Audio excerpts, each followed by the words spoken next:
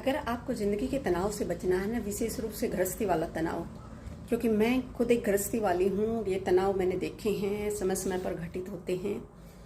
तो उनके पीछे कोई ना कोई, जैसे दूसरों की स्ट्रेटजी होती है ना कि आपको तनाव में लाने की, आपकी अपनी भी स्ट्रेटजी होती है कि आप तनाव में घिरे।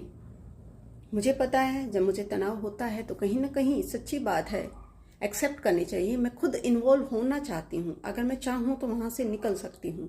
लेकिन पता नहीं क्या ये ह्यूमन टेंडेंसी है कि हम लोग इन चीज़ों को छोड़ना नहीं चाहते, कहीं ना चाहते हुए भी अपने आप को वहाँ घसीट ले जाते हैं। तो मैं एक एग्जांपल देना चाहूँगी। जब मैं सिविल सर्विस की तैयारी करती थी ना, मैं इतना एनक्रोस थी ना, इतना ज़्यादा एनक्रोस थी अपनी पढ़ाई के अंदर कि मुझे पता ही नहीं चलता था दिन कब होता है, रात कब होती है।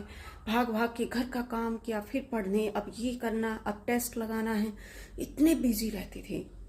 और मैंने सबको ब्लॉक मार रखा था, अपनी पूरी असनाई को।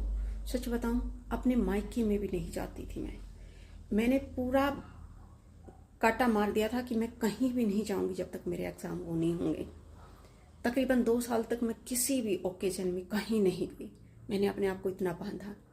और इसके बाद एक और सच्चाई बताऊं, वही 2 साल ऐसे थे जो मुझे इस दुनियादारी की, इस गृहस्थी की चीज़ों से बिल्कुल दूर रखते थे।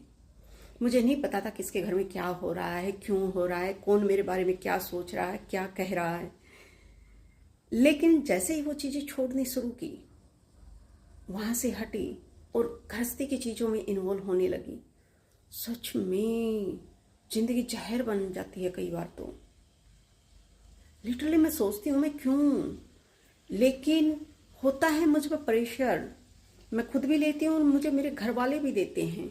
मैं गृहस्थी जैसी बातें ना करूँ तो वो कहते हैं कि क्या है, और मैं करूँ तो इतनी पढ़ लिख के कर क्यों रही है।